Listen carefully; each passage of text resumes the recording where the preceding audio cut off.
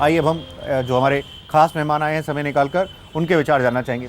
मेरा सोच ऐसा है कि हमारे एक नवयुग शुरू हुआ है और इन स्थितियों में एजुकेशन या रोड मैप हमारा क्लियर नहीं है, सॉफ्ट लैंडिंग नहीं है। लोगों को आपको इतने सेंटर्स खोल देने चाहिए एजुकेशन के लिए। यदि वो मेंटली प्रिपेयर्ड हो जाते हैं तो आपका हर काम आसान होगा। Right ma'am, thank you. मेरा ये सजेशन है कि किसी भी चीज़ को लॉस एंड प्रॉफिट से अगर जोड़ा जाएगा तो वो निश्चित रूप से कामयाब होगी। जैसे आप एक उदाहरण के तौर पे देखिए कि मैं आज ही एक टोल पे गया था उधर, तो मैंने देखा हर ट्रक वाला कार्ड से पेमेंट कर रहा था जी। मैंने किसी को कैश देते हुए नहीं देखा। उसका कारण क्या था कि अगर वो कार्ड से पेमेंट करेगा तो उसको 10% पैसे कम देने पड़ेंगे और अगर कैश से देगा तो उसको ज़्यादा देने पड़ेंगे। तो इसी तरह से अगर कैशलेस बनाना है तो हर कैशलेस ट्रांजैक्शन में जो बेनिफिट अगर गवर्नमेंट प्रोवाइड करेगी तो निश्चित रूप से लोग प्रॉफिट एंड लॉस से जुड़ जाएंगे। आपके हिसाब से मतलब और इंसेंटिवाइज करनी चाहिए और राहत देनी चाहिए। हम व्यापारियों उद्यमियों को लॉन्ग टर्म में कोई सुरक्षा नहीं है, सिक्योरिटी नहीं है हमारे पास। बहुत ही वैल्यूएबल सुझाव बारे में बता देता हूँ। अरुण जी ने जो पॉइंट रेज किया है, लघु उद्योग भारती ने अभी माइक्रो स्मॉल इंडस्ट्रीज के सेक्रेटरी और माइक्रो स्मॉल मिनिस्टर के सामने एक पेंशन योजना माइक्रो स्मॉल के लिए लागू हो, जिसमें हमने इंश्योरेंस और पेंशन स्कीम के लिए सरकार से निवेदन किया और माना है। 26 नवंबर को फाइनेंस मिनिस्टर अरुण जेटली जी के सामने और सेक्रेटरी फाइनेंस अपने शक्तिकांत दास जी के सामने pre budget discussion trade and industry के साथ हुआ था। उस समय भी मैंने कहा कि सब जगह पेंशन और इंश्योरेंस अवेलेबल है। एक केवल माइक्रो एंड स्मॉल इंडस्ट्री और माइक्रो स्मॉल ट्रेडर्स ही एक ऐसा है जो टैक्स रेवेन्यू चुकाता है लेकिन उसके बदले में उसको कोई फ्यूचर नहीं है। मैंने अभी तक आपने देखा होगा सोशल मीडिया पे और व्हाट्सएप पे बहुत सारे मैसेज आते हैं, कुछ नोटबंदी के पक्ष में होते हैं, कुछ विपक्ष में होते हैं। मैं समझता हूँ नरेंद्र मोदी जी जो चाहते थे हमारे देश के प्रधानमंत्री, जिन 5 जगहों पे उन्होंने मौन चोट की है, जिसको अभी किसी ने सोचा भी नहीं था कि उस जगह पर चोट होगी, ना किसी ने साहस किया था। पहला था जो फेक करेंसी देश में चल रही थी, उसके ऊपर बहुत बड़ी चोट हुई है। दूसरा जो टेररिस्ट फंडिंग चल रही थी उस पर बहुत बड़ी चोट हुई है। टेररिस्ट फंडिंग टोटली बंद हो चुकी है। हवाला कारोबार में जो पैसा लगा हुआ था, जो लोग कहते हैं कि विदेशों से काफ़ी बड़ा हवाला नेटवर्क चल रहा था, उस पर बहुत बड़ी चोट हुई है। और जो पॉलिटिशियंस जमा करते थे, जिसको 2 नंबर का पैसा कहते हैं, या रिश्वत का पैसा जो जमा होता था, उस पर बहुत बड़ी चोट हुई है। बहुत अच्छे आप वैल्यूएबल सजेशंस दे रहे हैं। बहुत बोल्ड डिसीजन हमारे प्रधानमंत्री ने लिया है, निश्चित रूप से तारीफ काबिल है। हम जब माल बेचते थे तो या तो ओवर बिलिंग से बेचते थे या अंडर बिलिंग से बेचते थे। ना ओवर बिलिंग रह गई है ना अंडर बिलिंग रह गई है। छोटी सी बात की तरफ ध्यान दिलाना चाहती हूँ। जब हम डिजिटल पेमेंट की बात करते हैं तो जो कंज्यूमर है उसको वो ट्रांजैक्शन नहीं करना चाह रहा था क्योंकि उसके ऊपर ट्रांजैक्शन टैक्स लगता था। तो उसको तो इंसेंटिवाइज कर दिया गया है कि टैक्स या तो ट्रांजैक्शन टैक्स कम कर दिया या वेव कर दिया गया।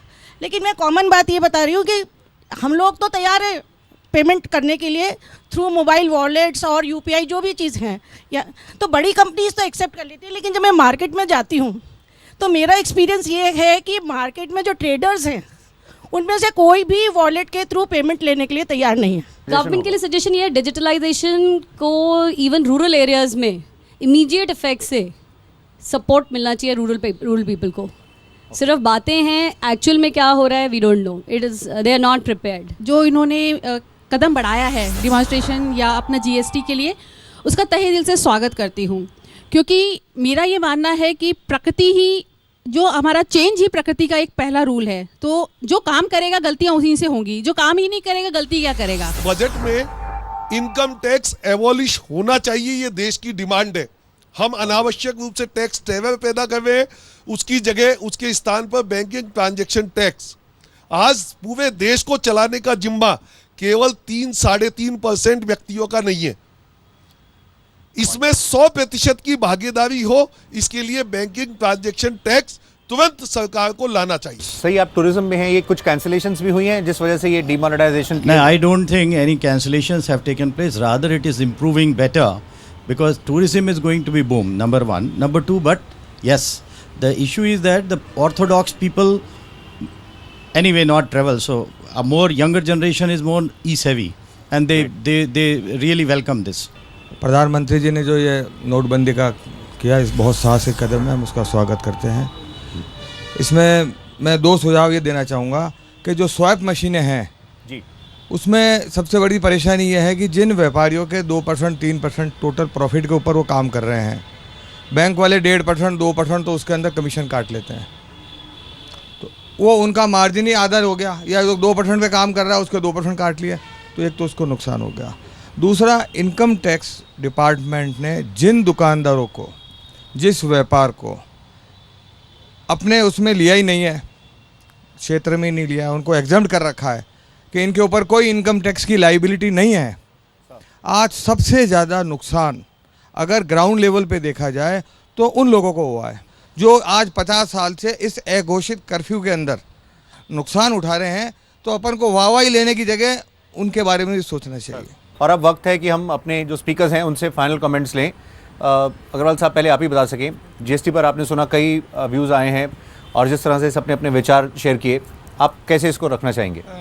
जीएसटी में कुछ बातें हैं जो मैं सबको बताना चाहूँगा।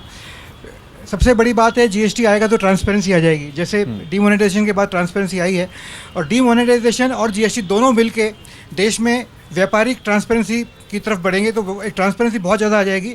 और बिजनेसेस को ये समझना बहुत ज़रूरी है कि अब आने वाले टाइम में ट्रांसपेरेंट बिजनेस ट्रांजैक्शंस ही होंगे, तो जो कैश ट्रांजैक्शंस होते थे वो बहुत कम हो जाएंगे, बिल्कुल नगण्य हो जाएंगे। मित्तल साहब, आपकी तरफ से साहब। दोनों पॉइंट, डीमोनेटाइजेशन तो निश्चित रूप से स्वागत योग्य है, पहले भी बताया है, और अब धीरे धीरे इसका जो नेगेटिव इम्प्लीमेंटेशन है वो खत्म होता जा रहा है। गीता जी, I would like to request for the suggestion on the budget is quality education, universal health and skills development.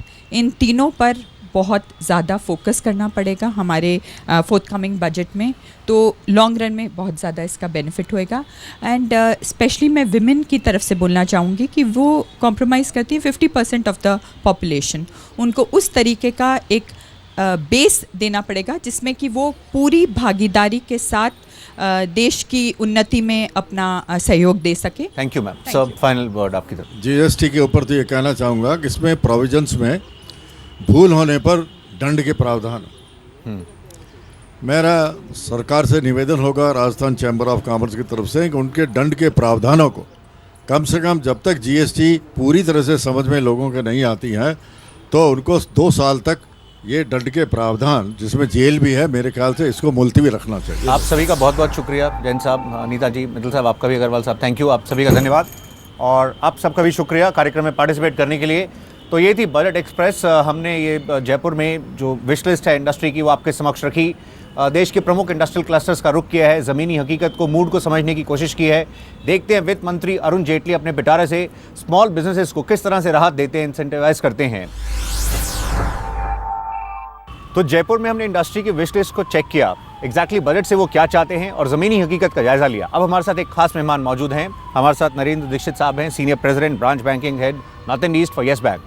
हम आपसे समझना चाहेंगे, अब बजट नज़दीक है, काफ़ी सारे बदलाव हो रहे हैं, आप बैंकिंग इंडस्ट्री के नज़रिए से बताइए किस तरह की एक्सपेक्टेशंस हैं। See, with the success of demonetization, banking sector will have very high liquidity.